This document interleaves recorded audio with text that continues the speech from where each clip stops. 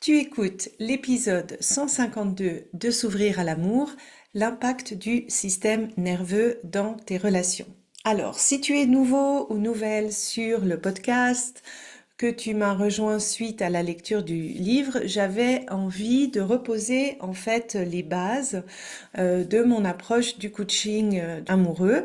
Donc cette série qui commence à partir de cet épisode et qui va suivre dans les 2 prochains épisodes, ça va vraiment être pour te présenter en fait ma vue du coaching amoureux et pourquoi je propose ce que je propose. Dans cet épisode, je vais te parler de l'impact du système nerveux dans ta manière de relationner. Dans l'épisode suivant, je vais te parler des 4 grandes catégories de schémas amoureux que j'ai pu identifier suite aux accompagnements que j'ai pu faire. Donc vraiment, c'est mon observation empirique. Et dans l'épisode 54, je parlerai plus en détail des 3 états de ton système nerveux et de l'échelle ou de la hiérarchie polyvagale.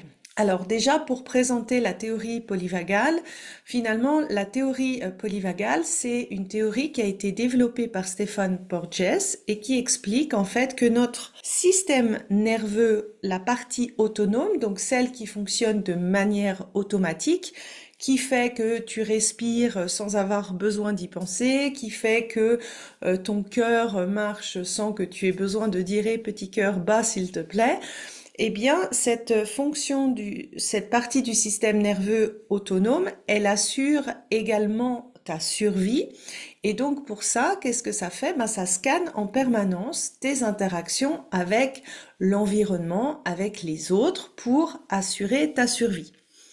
Et ce scan, en fait, il intervient vraiment de manière automatique, sans l'intervention de ton cerveau rationnel, sur la base de ta neuroception, c'est-à-dire des perceptions que tu as de l'environnement ou des autres. Et donc, Stéphane Porges, ce qu'il dit aussi, c'est que euh, l'attachement ou la manière dont on a de relationner avec les autres, c'est tellement essentiel à notre survie d'un point de vue d'être humain, que ça va influencer directement le développement de une partie de ce système nerveux autonome, à savoir la branche myélinisée de ton nerf vague, donc celle qui se trouve au-dessus de ton diaphragme. Et c'est cette branche-là, en fait, qui nous permet de rentrer dans l'interaction sociale, de se sentir en sécurité,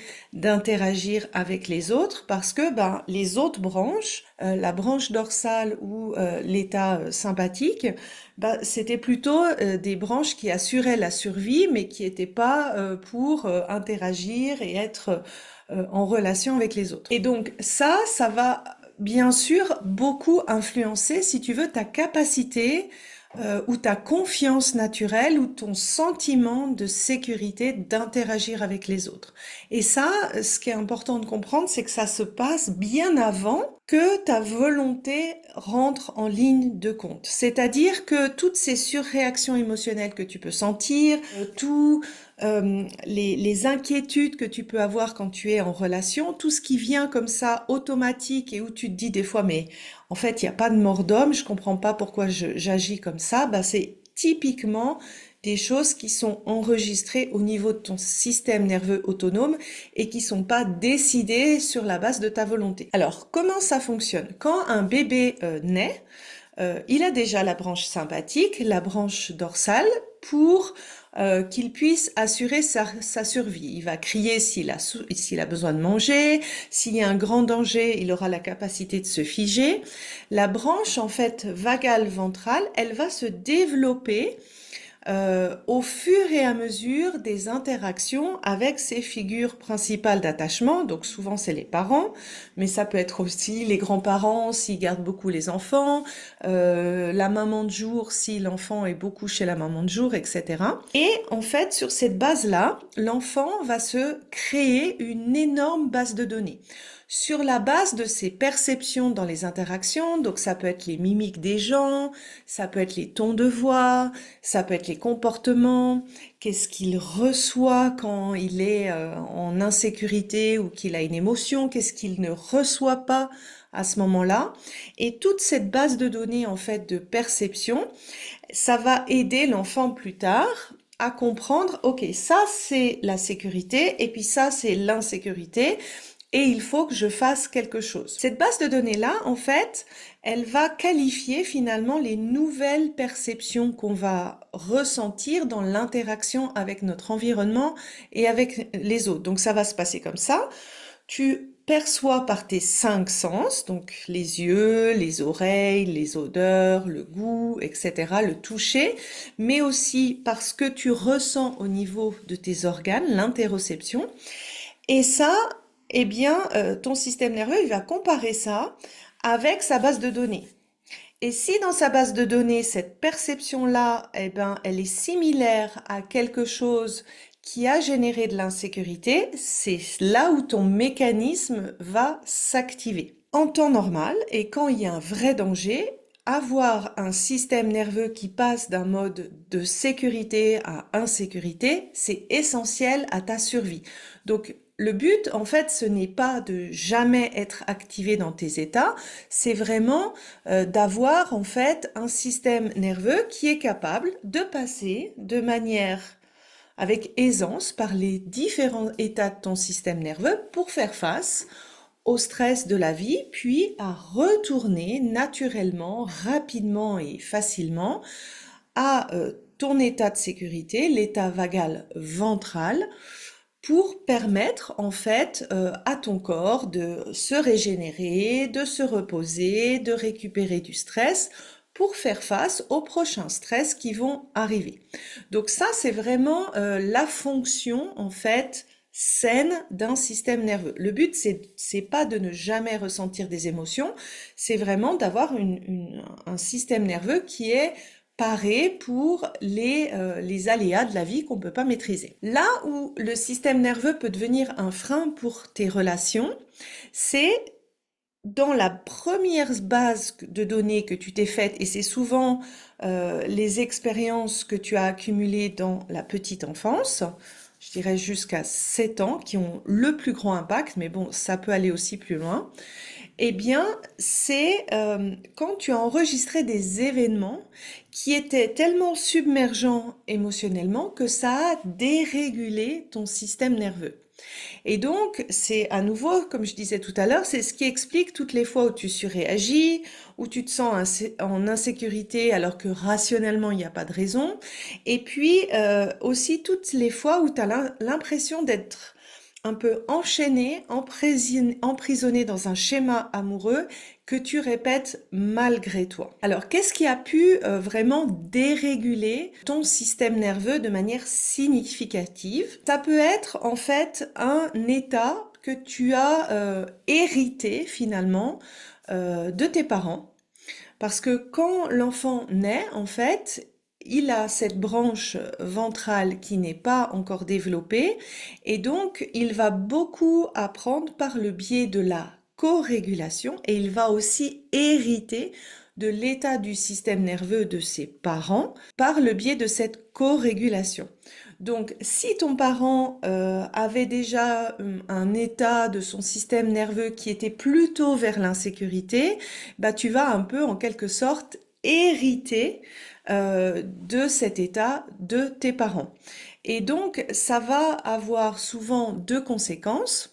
Ça va être un petit peu l'état dominant dans lequel tu es et ou la référence que tu connais. C'est-à-dire que si pendant toute ton enfance, tu as été baigné avec des parents qui avaient un état du système nerveux qui était plutôt l'insécurité, c'est la référence que tu connais et automatiquement, tu vas chercher ou tu vas être plus attiré par des personnes qui ont aussi cet état d'insécurité. Ça peut être aussi un état dominant que tu as eu suite à des chocs. Donc, si tu as eu des chocs qui étaient suffisamment importants ou un stress chronique, qu'il soit physique ou psychique, qui a duré un certain temps, ça peut aussi modifier ton état dominant. Donc ça peut être une naissance traumatique, ça peut être l'exposition à la mort, à la guerre, aux accidents, à l'abus, à des négligences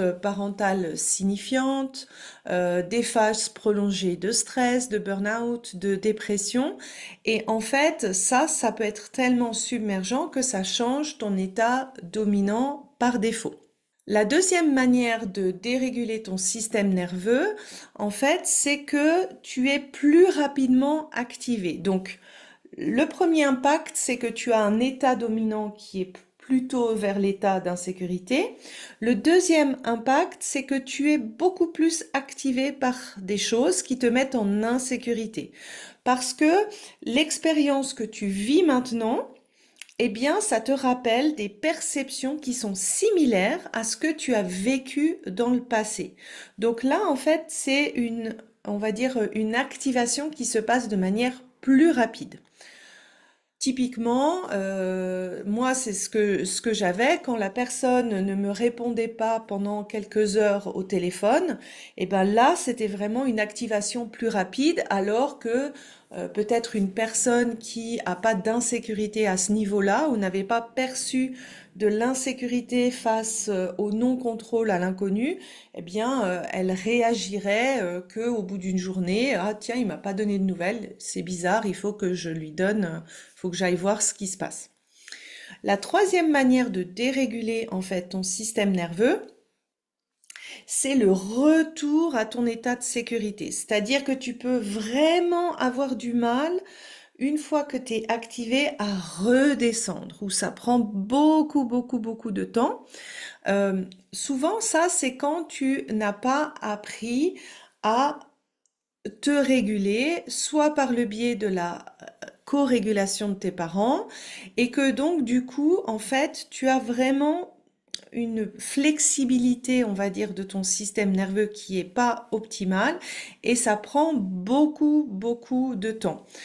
Souvent, les personnes qui ont cette difficulté, c'est quand tu as vécu un stress émotionnel, tu sens que ça te prend beaucoup de temps avant de te ressentir à nouveau bien, ou bien si tu as eu un conflit, par exemple, avec ton partenaire, c'est quasiment ça te prend beaucoup de temps pour arriver à pardonner, tourner la page, te ressentir à nouveau bien avec la personne. Tu peux aussi le remarquer quand tu es beaucoup dans tes ruminations pendant longtemps et tu as l'impression qu'à chaque fois qu'il t'arrive quelque chose de stressant, tu en prends un coup. C'est-à-dire que ça met très longtemps avant de redevenir à la normale. En fait, ça, c'est vraiment important à comprendre. Donc, si tu as un système nerveux qui est dérégulé, qu'est-ce que ça veut dire au final? Soit parce que tu as un état dominant qui est insécurisant, soit parce que tu as des déclencheurs, des triggers qui arrivent plus vite que ce que toi tu voudrais avoir ou que tu as du mal à revenir à ton état de sécurité. Eh bien, en fait, qu'est-ce que ça fait? Ça te fait avoir des réponses ou des automatismes qui sont pas forcément adaptés ou qui ne sont pas forcément la manière dont tu aimerais réagir dans tes relations et ou des automatismes qui te créent ou qui te génèrent beaucoup d'insécurité dans les relations. Et c'est pour ça, en fait, que prendre conscience de ça, ça va t'aider à comprendre que avant de travailler sur tout ce qui est la partie rationnelle, c'est-à-dire comment tu as envie de communiquer, comment tu as envie d'agir en relation, quel partenaire tu as envie d'être dans les relations, que cette couche préalable, eh bien, elle est indispensable pour être dans un état physiologique où tu es en capacité de le faire. Donc j'espère qu'en fait cet épisode, il t'aide vraiment à comprendre que si tu ressens cette insécurité en relation et que tu vois que c'est pas justifié, eh bien là, en fait, c'est important de comprendre que c'est pas un manque de volonté. C'est vraiment une question d'automatisme de réaction qui ont eu une vraie logique dans ton passé. C'était pas juste comme ça que tu t'es créé ces automatismes. Il y avait vraiment, c'était vraiment des réponses de survie qui t'ont servi à l'époque, qui ne te servent peut-être plus maintenant, mais elles sont pas venues juste comme ça par hasard. Et que le dernier point, c'est que bah, tu ne peux pas résoudre ça par la tête. Ça passe vraiment par la régulation de ton système nerveux, par un travail de déprogrammation sur certains mécanismes, certains événements qui font que tu as ces automatismes de réaction pour pouvoir avoir un certain niveau de sécurité, pour pouvoir relationner. Alors, la question qu'on me pose souvent après ça, c'est de dire, oui, mais Sandy, je comprends pas. J'ai pas eu une enfance difficile, enfin, j'ai pas eu l'impression. Par contre, je ressens beaucoup d'insécurité dans mes relations. Qu'est-ce qui fait, en fait, qu'on se crée un schéma amoureux ou qu'on dérégule, en fait, notre système nerveux? Et la réponse, en fait, la plus officielle, en fait, des différentes définitions que j'ai pu lire, c'est finalement toutes ces expériences passées, c'est toutes les expériences qui ont déjà de un, t'ont submergé émotionnellement. Donc il y a vraiment une notion d'âge. Ce qui te submerge à 3-4 ans, c'est pas la même chose que ce qui te submerge peut-être à 20 ans. Et soit parce que c'était trop tôt, dans des âges trop forts en intensité, ça peut être trop peu, donc quelque chose que tu as pas eu pendant suffisamment de temps, ou que c'était trop dans la durée. Et, et c'est le et est extrêmement important parce que tu peux vivre des situations submergentes émotionnellement qui ne vont pas te créer de schéma amoureux, où tu n'as pas eu la possibilité de te réguler par toi-même ou avec une aide externe, notamment avec cette co-régulation de tes parents. C'est ces événements-là qui ont un vrai impact sur ta vie amoureuse. Et ça, en fait, qu'est-ce que ça implique? Ça veut dire que potentiellement, on en a tous des traumas quelque part dans notre vie, que ça fait presque partie de la vie. Que le trauma, en fait, c'est pas l'événement, mais c'est vraiment l'empreinte que ça laisse au niveau de ton système nerveux.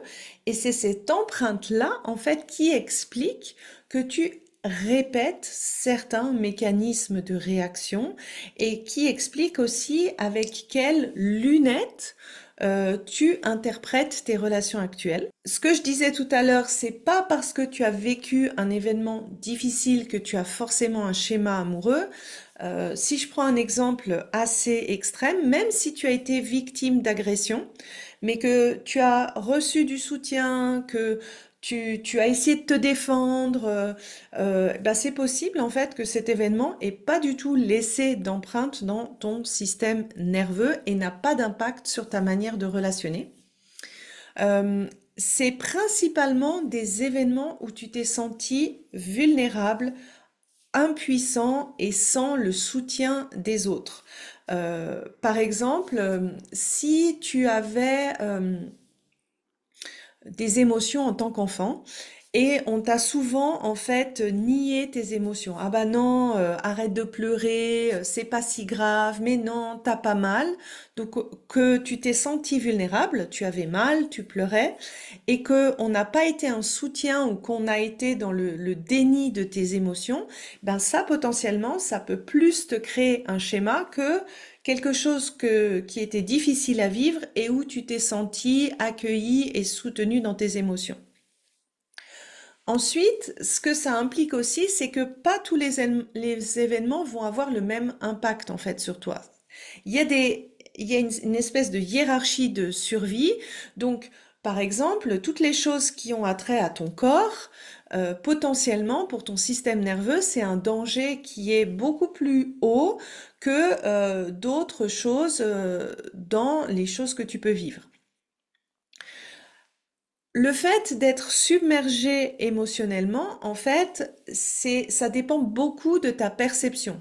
Donc, pour toutes les personnes qui ont eu le sentiment qu'elles n'ont pas eu une enfance difficile, en fait, ce qui peut être une des explications, c'est de regarder la perception que tu as eue à l'âge où tu as eu. Des fois, avec des yeux d'adulte, il y a des événements qu'on se souvient et où tu te dis, ah mais bon, c'est pas si grave, il n'y avait pas mort d'homme, mais pour toi, en tant qu'enfant, ça t'a vraiment marqué, ça t'a vraiment laissé une empreinte au niveau de ton corps. Pour toutes les personnes qui pensent qu'elles ont eu une enfance facile et qui ne comprennent pas pourquoi on peut avoir ce sentiment de ne pas avoir eu d'enfance difficile, j'ai écrit un épisode à ce sujet qui s'appelle Notre corps ment jamais. Et le dernier point, c'est que souvent, en fait, euh, on pense que si on a vécu d'autres choses qui sont pas forcément en lien avec les relations, ben ça va pas impacter la manière dont on relationne. Typiquement, la naissance, si on a eu des maladies, un accident, si on a eu un stress prolongé, si on a eu des interventions médicales, ben faire le lien avec les relations, des fois, ça peut être compliqué. Mais en fait, quand tu regardes ça d'un point de vue du système nerveux, si ça impacte la sécurité ou ton sentiment de sécurité face à ton environnement, toutes ces expériences-là, en fait, où tu t'es senti en danger, hein, quand il y a une intervention médicale, c'est assez logique de comprendre que tu peux te sentir en danger, eh bien, toutes ces expériences-là, elles peuvent potentiellement aussi influencer, pardon, ton sentiment de sécurité en relation. Et enfin, pour tout ce qui est interaction ou tous les schémas qui se sont développés dans tes relations, c'est pas seulement un événement qui va faire que tu as une dérégulation de ton système nerveux, c'est vraiment la répétition. Donc si tes parents se sont énervés une fois et qu'ils n'ont pas réussi à garder leur contrôle, c'est pas ça en fait qui va te créer un schéma amoureux, c'est vraiment la répétition où tu as en fait finalement ce sentiment que tu dois te comporter d'une certaine manière, ou tu dois agir d'une certaine manière pour arriver à relationner et à être aimé de tes parents. Et la dernière chose qui est super importante, c'est que pour repérer ce qui a dérégulé ton système nerveux, en fait, tu peux pas simplement faire la liste des choses qui t'ont marqué parce que il y a une différence entre la mémoire explicite, c'est-à-dire tes souvenirs, ce que tu te souviens, ce que tu te racontes de ton passé, qui peut changer et évoluer avec le temps, hein. Des fois, on extrapole un peu ce qui s'est passé. L'empreinte et ce qui impacte ton système nerveux, c'est logé dans le corps, dans ta mémoire implicite. Et aussi, c'est ce qui peut expliquer que des fois, tu te sens en insécurité dans tes relations et tu ne te souviens de rien. Ça veut simplement dire que eh bien, soit tu as eu des événements qui sont passés très jeunes en âge, avant des 3 ans, et ce passage de la mémoire implicite à la mémoire explicite ne s'est pas fait, ou que tu as eu des événements qui ont été suffisamment submergents pour, si tu veux, que ton système nerveux te protège et te fasse oublier, en fait, ces événements-là. Donc, ici, en fait, c'est vraiment de comprendre qu'est-ce que ton corps a enregistré et pas qu'est-ce que ta tête a enregistré. Euh, Ce travail-là, en fait, on le fait dans le programme S'ouvrir à l'amour, dans cette fameuse journée passée, où on va travailler sur l'empreinte de 2 manières différentes. J'en parle un peu plus dans l'épisode 121, déprogrammé versus régulé. Et donc, bien sûr, si tu veux aller plus loin, tu peux acheter mon livre si tu l'as pas encore fait. Ça te permettra un petit peu d'identifier les mécanismes que tu répètes dans tes relations. Et si tu veux vraiment faire ce travail de transformation par le corps, eh bien à ce moment-là, tu as mon programme S'ouvrir à l'amour. Donc voilà, j'espère que cet épisode t'aura reposé les bonnes bases et dans l'épisode prochain, on va parler des 4 grandes catégories de schémas amoureux.